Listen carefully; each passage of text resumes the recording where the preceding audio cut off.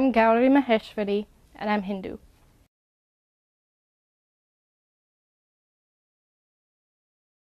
I would define religion as the study of the spirit and of how everything came to be.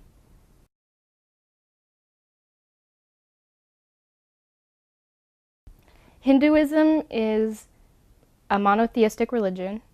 It believes in one God that is all-pervasive, both immanent and transcendent. We believe in karma, which is the universal law of cause and effect. We believe in rebirth, in reincarnation, and eventually, once we have become perfected, we'll achieve moksha, where we'll merge with God. We believe in dharma, which is the necessity of righteous living, of living and seeing God within everybody, and doing our duty to society. We believe that every religion is valid, that the passion within each religion is what's important and not what name they call the God.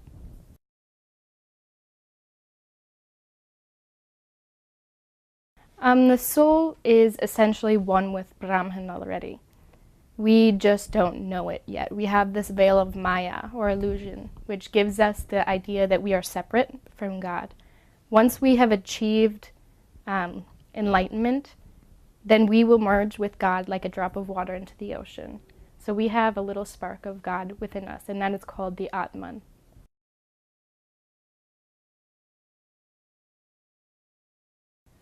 We have a lot of sacred texts. We have the Vedas, which are the most important texts. They came from the rishis, or the seers, in ancient India.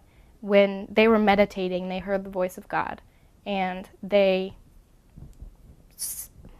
heard the voice of God, and they spread the word, and it finally became written down after thousands and thousands of years. We also have the epics like the Mahabharata, which has the Bhagavad Gita in it. And those capture the essence of what the Vedas are about and bring it to a level that everyone can understand. We have the Upanishads, which were written by saints in the forest. They would go alone and meditate and write down what they thought and what they felt. And those are deeply mystical and spiritual and require a lot of study. The Ramayana has Ram and Sita and Hanuman, who show us how to be good people. And it applies in every era. The stories are so universal that whenever we have a problem, we can just look to that text. It's huge, so it will touch on anything that we need to know. And it'll give us guidance on what we should do and how we should behave.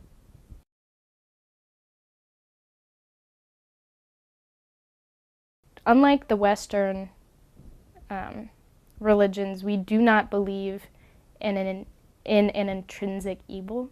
Hinduism doesn't have an eternal heaven and hell. It has states of being where karma is burned off, either good or bad, and we're reborn once it equalizes.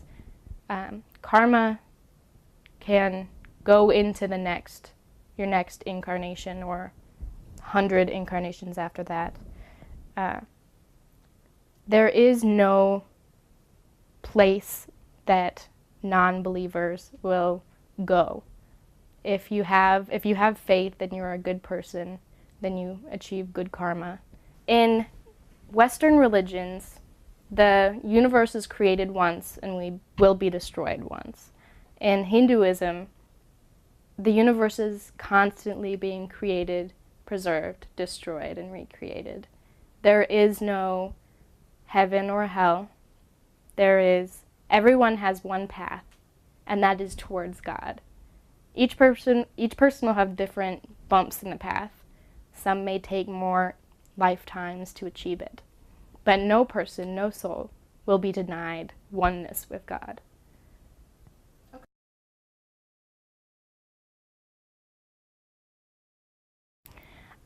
Hindus do not try to convert people into their faith usually. We believe that every faith is valid, and if you want to be a Christian, if you believe in Jesus, then that is perfect. We don't want to take you away from that. So there are obviously always going to be radicals who say that this is the only way.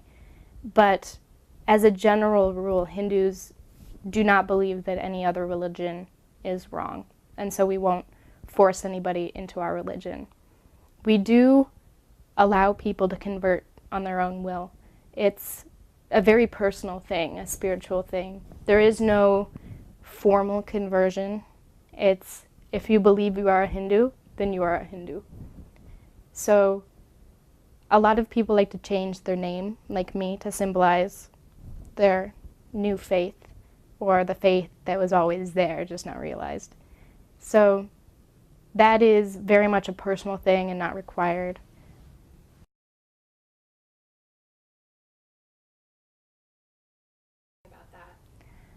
Well, I was raised Catholic, and I never really connected with it.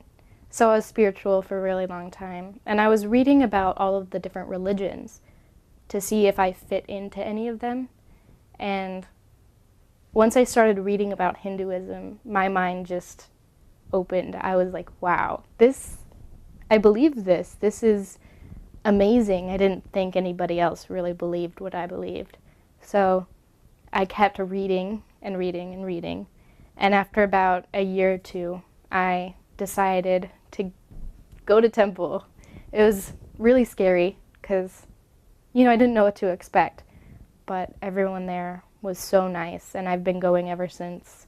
It's nice to have a place where you have a community that is so similar to you in such important ways, like what you believe in.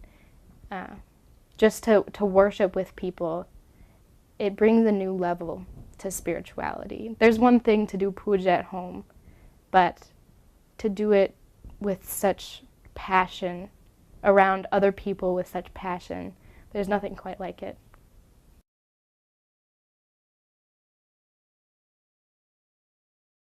There are a lot of misconceptions about Hinduism. One is that we are polytheistic. We do believe in one God that takes many different forms. And once you get to learn more and more about Hinduism, it becomes really apparent. We also don't worship idols necessarily. We do understand that that is a stone, and somebody carved it, and it's just a stone. But we need those tools to help us conquer our mind. Our mind wanders incessantly. So during the puja, we have something to concentrate on. We have something to shower our affection on. It's hard to develop this love within you for God when you have no place to really put it. You're just like, I love you. So we do that, and also the bells ringing helps focus us and clear our mind. Loud noises just kind of point the mind towards what it's supposed to be doing, and the incense puts us in a good mood. So it's all of the stuff that we do, all of the rituals we do are tools to help us find God within ourselves.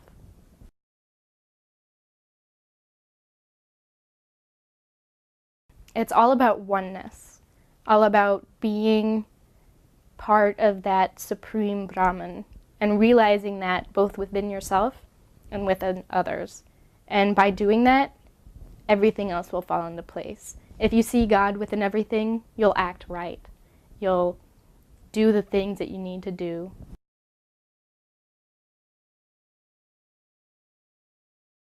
The afterlife. Well, when you die, depending on your karma, what you did during your life, you will get reborn higher as a human, which would be great, or lower as some sort of animal or plant, or even just a human in less fortunate circumstances.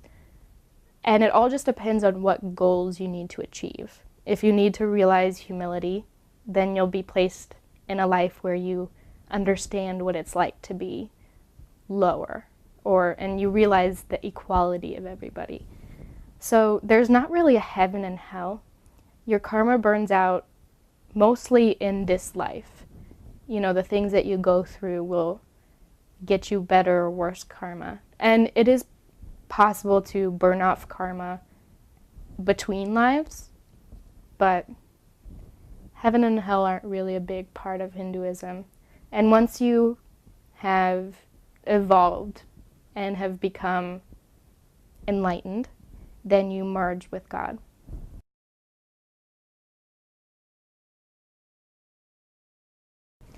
Well, Hinduism is very much a way of life rather than just a religion. It comes into every aspect of your being, what you think, how you feel, what you do. It's made me very humble when I realize that God is both within me and that rock and that piece of grass and that little bug.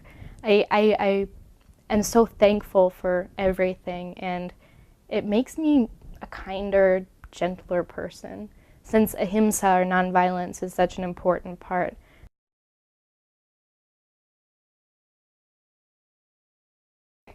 So the main deities in Hinduism are Brahma, Vishnu, and Shiva. Brahma is the creator, Vishnu the sustainer, and Shiva the destroyer, dissolutioner. They all have their counterparts, which are the feminine, powerful aspects, namely Saraswati, Lakshmi, and Parvati. And those are the most well-known Hindu gods. But there are also really important ones that aren't. But there are also other ones that are important as well. Ganesha is extremely important in every Hindu's life, as he removes the obstacles for worship, for becoming a better person, for evolution. He is that connection that we have to God. Krishna and Rama and the other incarnations of Vishnu remind us what it is to be a good person. So it's not just anthropomorphic Vishnu out there somewhere. It's a concrete idea and an ideal that we can emulate in our lives. The planets are also really important in a lot of Hindus' lives, as they are believed to have a direct influence on our daily experiences. So worshiping the planets and the massive amounts of energy that they are is important.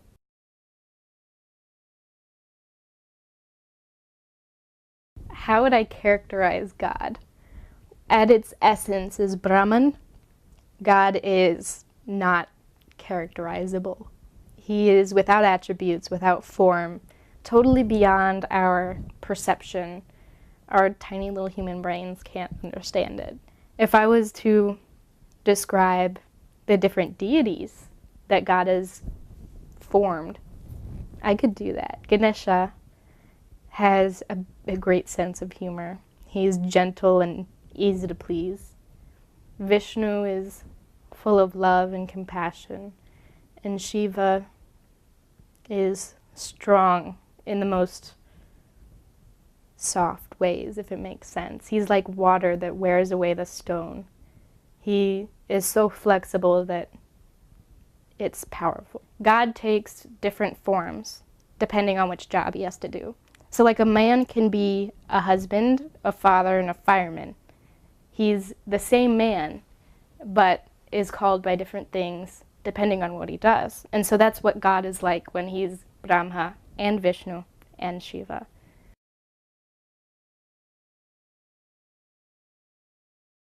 Why do I believe in God? I've never really given it thought about why. I feel it's kind of self-evident to me. And I know to a lot of people it isn't rational, but in my mind it makes total sense how nothing could become something, how all this science forms what we are, how little atoms stick together and form you and me. And everything I see and experience and learn just solidifies that belief that there's something. Now, why Hinduism? I could be wrong. I could definitely be wrong. But it connects with me, and I just believe it. There's something unexplainable about that connection with you and God.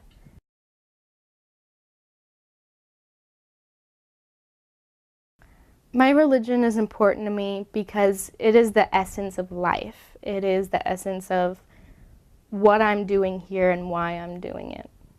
It gives me purpose in what I accomplish, whether it's something little like getting a good grade on my test or something big as in like changing the world in some sort of way.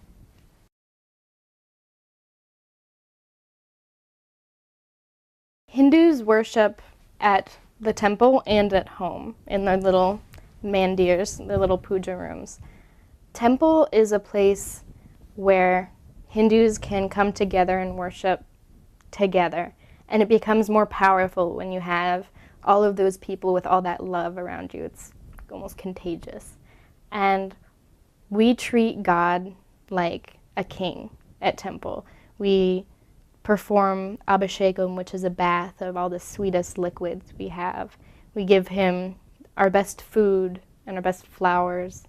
We give him incense and chant his names, and that helps us to bring out that devotion that is within us, bring out that connection to God. And when there's other people there, the vibrations are just stronger and stronger. And at home, we can't go to temple every day. Some do, but religion and worship is important every day. And so we'll have something at home, whether it's simply just putting a flower on the Lord or saying, namaste, and keeping that within your mind all day. Or when you're cooking and you just repeat the name of God, that in itself is worship. Or holding the door open for somebody who has their hands full. That's worship. When you keep, I see God in that person. I'm going to treat that person like a God. That is worship, and it's perfect.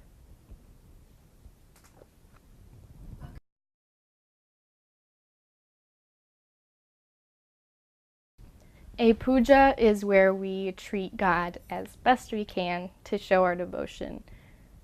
How can you really express how much you love somebody? You do it through action, and so that's what we're doing. We have the murti, the idol, that we can focus our devotion to, and we treat it as best we can with all the, the bells and whistles to help us get that devotion out.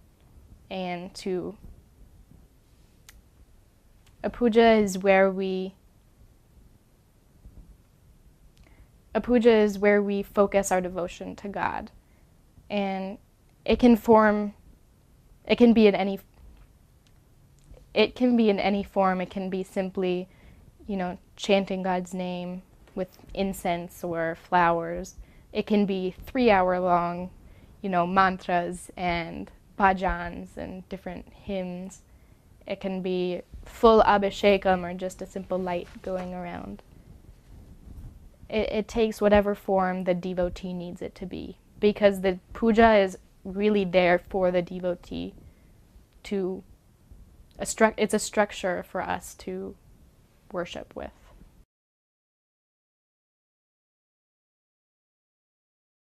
There is no structure of leadership in Hinduism. We don't know who the founder was, if there was a single founder, and there's not really an authority that you go to answer questions or anything. Since there is no dogma of things that you need to believe, no one's really telling you what is right and what is wrong. So you take from the scriptures what you want to take, leave what you don't believe, and that's fine. And if you want to be a priest, you only have your authority to go on. People will have to trust you so you can get a job, but no one can tell you what to believe or what to do, or if you can be a priest or if you can't be a priest.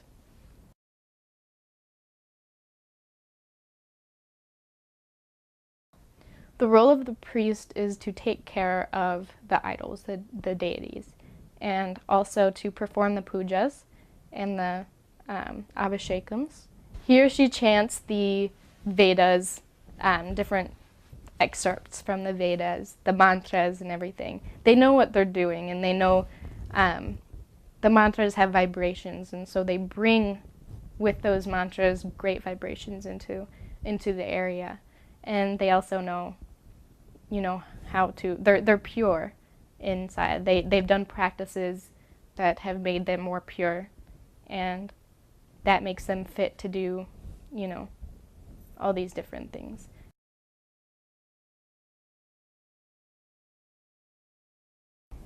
What is the meaning of life? The meaning of life is to evolve. And,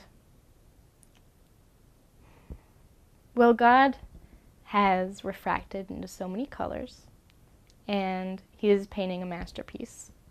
So, just as a painter makes changes to the piece and grows on it and builds on it until it's perfect, so do we grow and change and build on ourselves until we're perfect as well. And once we become perfect, then we can go to God. And the meaning behind all this is God's divine dance, his divine play. Since we are essentially God, ask yourself, why are you here? Because it's fun.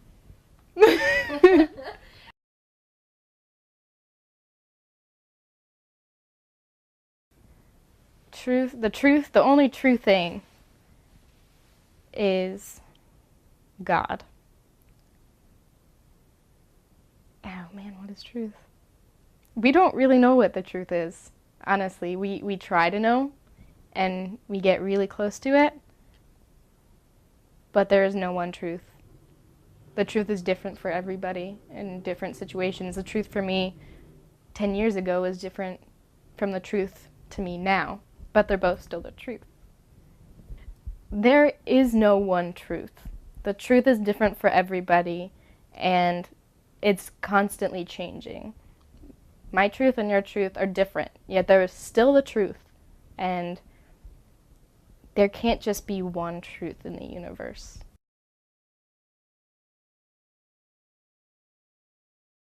There's one that comforts me.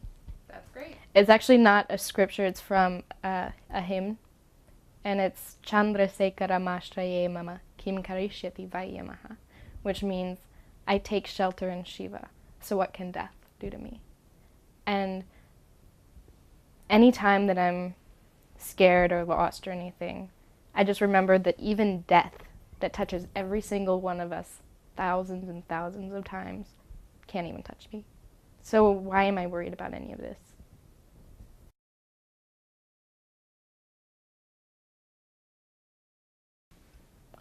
It was more of a gradual process, but when I attended my first Abhishekam, it was Lakshmi, I remember, and there was just this energy, this feeling, that was just like, I am where I belong.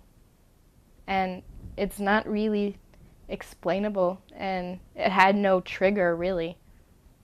But I just remember thinking, I'm at home. I found it.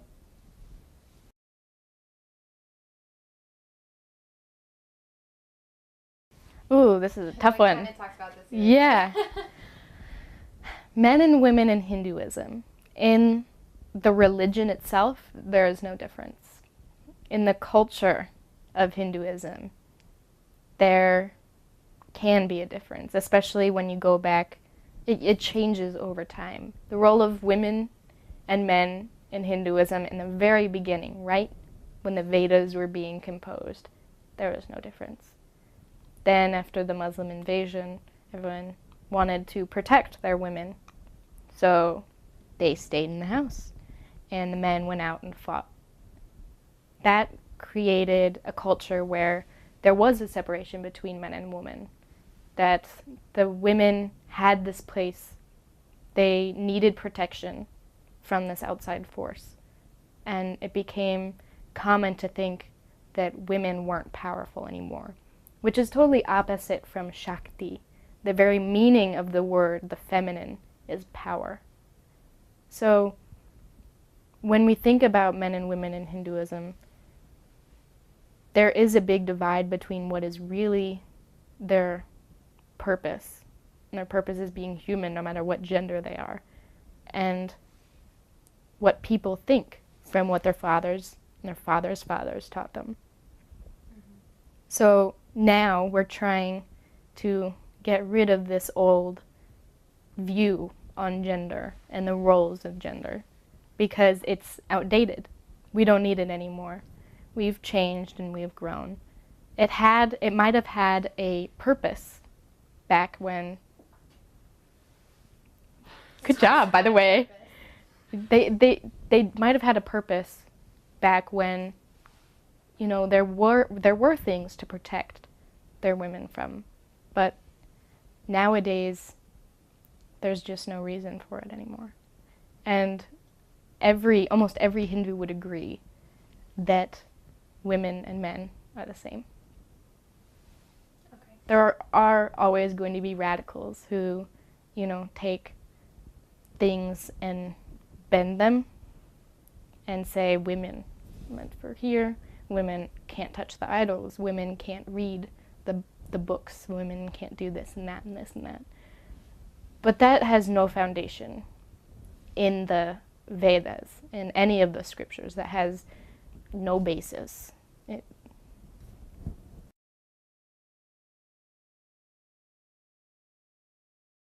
The bindi is where there's the chakra, which is the eye of spiritual insight. And there are a lot of theories about how it came, like how the bindi came about. Some say that we wanted to keep the bindi cool, or that area cool, because it would create clearer flows of energy. Also, when you see the bindi on somebody, you remember they have God within them. I have to treat them like they have God in them. And so it reminds you that that person is not just something, that is someone. And it creates that respect. It also is just a symbol of, like, we believe in the same thing. Okay.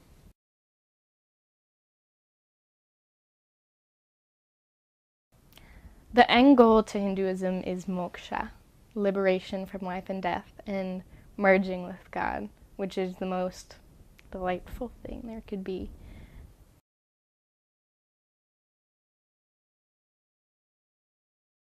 Well, that varies. I've had great experiences with every religion, also negative experiences with every religion. It doesn't really seem to matter which religion I'm talking to. It's if they're extremists or not. There are a lot of Christians that I know that don't really see a difference between us. That we're two people that have a religion, that believe in God, that spread peace and love. And so that's great. And there are other people who say, you're wrong, you're a pagan, you know, you're all these bad things. Satan has captured you into his claws. If Satan has claws. If Satan has claws. Good metaphor, though. Thanks. And so it really depends. I don't see any relationship between which religion I'm talking to, and I've had great experiences with a lot of people and bad experiences with some people. Okay.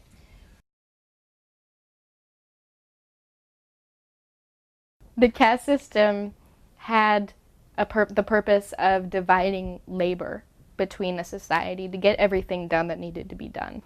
But also it wasn't really as rigid as we would think of it as. It's more, are you a warrior at heart? Are you, a strong person who wants to fight and protect? If so, then you're going to be a kshatriya. You're going to go and fight. But if he has a son, and that son is scrawny and brainy, you're not going to send him out into the field. You're going to make him a Brahmin so he can go and learn. So it was very much plastic. That's not the right word. It was very much fluid. It was very much fluid in the beginning, and it depended a lot upon your soul, what kind of spirit you had, and what your desire was. If you have a passion about something, you're going to do it a lot better than if you don't.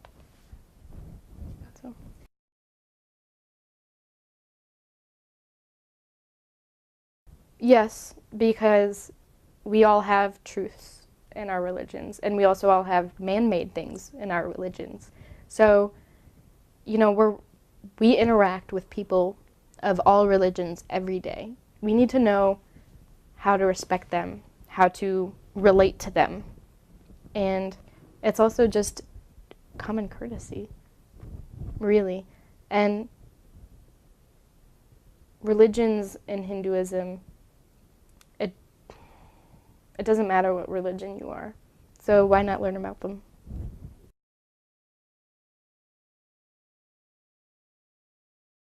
I think a big thing that I want people to take away from this is that Hinduism isn't what a lot of people think it is. It's very much similar to the other religions, and it's very deeply spiritual. We don't worship idols. We're not polytheistic. And there isn't anything wrong with being polytheistic. Just to remember that it's a religion of respect, and don't judge it.